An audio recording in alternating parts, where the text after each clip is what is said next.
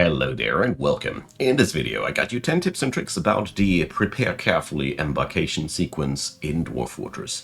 I want to talk about a couple of things that I personally have discovered and learned over the course of the time that I meant to share with you, and I hope that they will help you out. So, let's get started with number one. The starting skills that you can put up to your dwarves. You can teach basically every dwarf 2 skills to a proficient skill level, and here go a few that I personally find extremely useful to have right from the get-go. Mining dwarves, I usually run 3 of them on the proficient level, but you don't need to. Technically, you can leave it completely out because they learn that relatively fast. What I personally wouldn't want to start without is a proficient planter, because that will give you much faster food income. Not that it would be terribly hard to get there, but it is really useful when you have your food income already settled down. Other useful skills that I like to have right from the get-go: herbalists, because here's the same thing. You can forage things quite decently with that, and putting both skills on the farmer, for example, works out quite decently. Many other jobs in this game only give you a speed advantage when you level them up. Therefore, I really leave it up to you what you want to bring. I find merely the farming very, very crucial, and another thing I find extremely useful, and that's doctoring skills. Bringing these in an adequate level ensures the survivability of your people. Diagnostician, wound dresser, surgeon, bone doctor, suturer, these are all really, really useful jobs to have in your starting setup, because otherwise you'll be left to chance whether you will get good ones of these or not. You can then build a medical guild and even teach the rest of your fortress what these starting dwarfs has brought in terms of skill. Anywho, another thing that I really, really love to have on my starting setup is Appraiser. The Record Keeper, I don't know what it actually brings to level that up, but on the Appraiser, the readout of the item level gets higher when they are assigned as traders. And besides that, it's pretty much up to you what you want to do. I'll be going down on number 7 into a couple of skills that I find useful here, but I wanted here to nail down the most crucial things, and that's really the farming, the trading, and probably the medical skills. But everything else can be learned by doing, and my personal experience was that dwarves learn so fast, it's almost not crucially necessary to give them good skills on everything they can practice regularly. Number 2, items your starting caravan will need. So here the list is also relatively small. What's really necessary? The anvil. Without an anvil you can't build a metal forge. You can't create an anvil without an anvil, and that is practically why we want that. You could, although, import it a year later and just delete it from the list, because most of my fortresses didn't have a metal industry in the first year anyways. I'll leave that one up to you. What I find invaluable: battle axes and picks. Battle axes allow you wood cutting, and here I think 1 is actually enough, because 1 woodcutter supplies an entire fort, easy. But the picks, I like to bring 3, because this allows you to get 3 miners going right off the bat, and that means you have really a lot of digging potential, and you have 3 legendary miners before you know it. Apart from that, the starting setup is really pretty good. I would wholeheartedly recommend all these items on this list: rope, bucket, splint, crutches. I don't think that the wheelbarrow or the step ladder are necessary points though. They clock up points, and I find other things way more useful. The wonderful thing is that you are sorta set up with the most necessary things if you leave that list as it is. I only nudge up the copper picks. More about a few picks here in a hot minute. Now, on point 3, I want to talk about animals that you can bring. I personally wouldn't want to start without a couple of kittens or cats. Choose to your own liking if you want to have baby animals or not. Cats are extremely useful because they kill and dispose vermin out of your fort, and a pair of these will just breed up nicely. Just keep them under control eventually by gelding the male animals or using the auto butcher feature. Either way, dogs are the other thing. Bring a pair of dogs, in my opinion, always, because dogs are excellent to keep stealthy enemies out, and you can pin them down wherever you need them, and when you have a breeding pair, you'll have a couple of them before you know it. Other useful animals to note. Everything which you can shear for wool, like sheep and alpaca, are good for the fabric production. Anything that lays eggs is excellent to get yourself a very early food production. Just put down a few nest boxes and you're pretty much set. And anything that can be milked is good for a cheese production. Why do I keep it that general? Because actually you don't need anything besides these animals. The rest is really up to you what you want to start with. Also, the special animals like the camels down here are always bound to the culture you're currently playing with, and they will be always different. Either way, I think I pointed out the most useful animals. Feel free to add into any that I have forgotten. Number 4, artifact ingredients. So this is something that I really like to do, and that's bringing up the most necessary things that your dwarves need to tackle up artifacts. That would be a few pieces of leather, a few pieces of pigtail cloth, but you start with that already, a few pieces of silk cloth, a few gems, but you can procure them always locally. The other thing here, this menu always gets me, I'm very sorry about that. And the last thing here, glass, raw glass. Bring a couple of lumps of raw glass. This is if your dwarf comes with a inbuilt skill of glass smelting, they sometimes want to do that, and if you don't have a few bits of raw glass, you're pretty much looking at a dead dwarf there. Apart from that, you can expect to find everything locally. If you want to be on the safe side, you could also bring a couple of metal bars, because these could be something you're not having to start with. But these are the usual suspects. Bring a few of these and you're good to go for a couple of years. Number 5, extra seeds. So the seeds you're starting with, I personally find them way too low.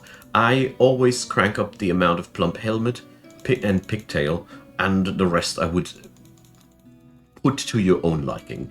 Plump helmet and pigtail, because pigtail brings you the capability to kickstart your fabric and cloth production right from the get-go. You don't need several cycles of harvest before you can produce large amounts, and plump helmet is the same thing, just with food. Plump helmets grow around all the year, that's why they are so good. All the other plants down here, they are seasonally restricted, and therefore I wouldn't pump up the stacks unless I want to roleplay a sugar factory or I want that bread, so I bring more cave weed. You get the idea. Number 6, a little fun caveat about sand. So when you order sand, you order yourself a bag for 1 point. This is a little bit of a workaround / exploit, because a bag is, as you see there, worth a lot more points. But the game is not capable to transport sand without a bag around it. So the sand spawns inside a bag, or so I've been told. I've been never trying out that exploity thing here, because I try to avoid these wherever I can, but I found it fun to share that. Also, if you are starting out in a biome that doesn't have sand, this gives you the ability to make yourself that raw glass cheaper. You don't need to spend 12 points here. If you want to be a stingy old man, you can do it like that. I'm referring to the dwarves, of course, that have to smelt it, not to you personally, dear viewer. Don't you think that? So, number 7, hard to train skills. So, there are a couple of skills that you can start with that are really, really good to bring them right up from the get-go, because it's a pain to train them. For one, swimming. Swimming is really hard to train. It's often quite lethal to do so. So bringing that up right from the start, you have a good thing there. Also, what's very, very interesting, there's a couple of combat skills that are almost impossible to skill. Discipline, where do we have it? Or was it here? No, it was in the others. It is technically a military skill, but practically it's not. Come on, tactician, where are you? So, here, tactician. The tactician and leader skills determine the success of your raids quite substantially, actually. And it's really, really hard to train these because you need to do raids, and it's a very, very time-intense labor. So leader and tactician, bringing that to your starting crew means you have a better chance of warfare. I like to do that when I have runs that, yeah, want to have a lot of warfare. You get the idea. Besides that, another one that I really like is to skill up Engraver right from the get-go, because that increases the value of the engravings in your fortress. You don't need to train that long, and your engraver is really fast right from the start. So this is pretty cool. Apart from that, I have mentioned the really valuable ones before I start in number 1 already. What I also want to point out here, to me, armorsmiths and blacksmiths have a special value for me because they crank out higher value gear. And since metal is usually, if you don't play with huge amounts of minerals available, a limited good, or at least combined with some fuel expenses early on. In short words, having skilled armorsmiths and weaponsmiths gives you the capability to get good gear without having lots of excess stuff. So, yeah. Which brings me to number 8, soldier gear. So this is something that I really like to get on my starting crew, and that is a little bit of gear for my fighters to start with. You can bring metal items, 1 suit of armor, or 2 suits of armor. I bring always 2 to 3, so yeah, I can set up a mini barracks with 2 to 3 soldiers that start sparring and start learning. You also don't need to fill all the slots. It's okay to just bring a weapon, a chest piece, a shield, and then add in a few more items that you can afford. But honestly, chest, weapon and shield, and helmet. I would never go without a helmet, because without head you are obviously dead. These things I think are the most integral gear items for your soldiers, and when you have these, you can set up a small military super fast, which can be really useful in so many regards. Number 9, cheap materials. Pick wherever you can the cheap materials, especially where it doesn't matter too much. The picks, there is no difference in mining speed between a copper pick and a steel pick. The differences are in weapon quality. So if you want to fight with stuff, high quality actually pays off. But I have also made the experience that a starting suit of copper items with a legendary skilled warrior can kill entire goblin armies. So quality matters more than or no, the how to put it, the metal quality does not matter as much as having actually armor on or not. It always gets better the better the quality gets, you know. Copper is worse than iron, iron is worse than steel, but having only a piece of cloth on your chest is the worst of all, and enemies will slaughter you. So altogether, don't shy away from bringing cheaper materials, especially with bags and fabrics and such. Here every point matters, and every point that you can shrink down. For example, when you bring artifact materials, bring the cheapest bars, because why should you bring the more costly ones? The list goes on like that. I'm sure you understand what I mean. And number 10, a few things that I think that this list really didn't need. I already added in the wheelbarrow and the stab ladder, but a few more are here. I think splints and crutches can easily be crafted with wood in your own environment. That's 60 points that you don't need. The quivers are also mainly made for hunters to have. I never had to use hunters too much. You know, food, I don't use hunters for that. Hunters usually excel at bringing themselves into trouble, and that's their primary quality, so you can cut on these as well. The starting plump helmets are, as a matter of fact, not really that useful.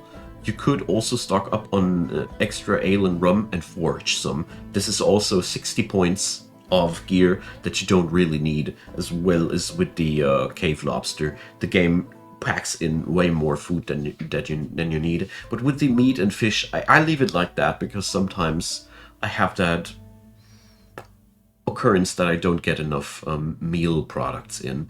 But yeah, these things, alongside with the extra battle axe, there's just things that you don't need to pick up right from the get-go. Most items that I have already mentioned are really useful, and the rest from that list, don't shy away from picking up whatever you find fancy and picking up because you want to start with it. But the list of things that you really need is relatively compact. You don't need those quivers. The ropes I keep in because rope is really, really useful to have for several different constructions, and it is also a little bit of a hassle to craft it yourself. One last thing that I missed on out before I end the video that I wanted to add in, but then I forgot to add in a couple of logs or blocks or something like that. I would always recommend logs because you can make a lot of blocks out of that. If you are in a very hostile environment that doesn't have much building material to start with, is very helpful for critical dangerous biomes. Just wanted to add that in. Okay, so now you know the most basic things about your embarkation. Feel free to add it in the comment section, your wisdom, because I am pretty sure there's more things to say. That's all I want to put there. So I'm all eager to hear what you guys do with the embarkation. I hope this was still helpful for you. Leave a like, leave a subscribe, consider supporting the channel via donations, subscriptions, whatever tickles your fancy. A big thanks to all of you who do, and a big thanks for watching this video up until the very end. Thanks for your time. Have a good day.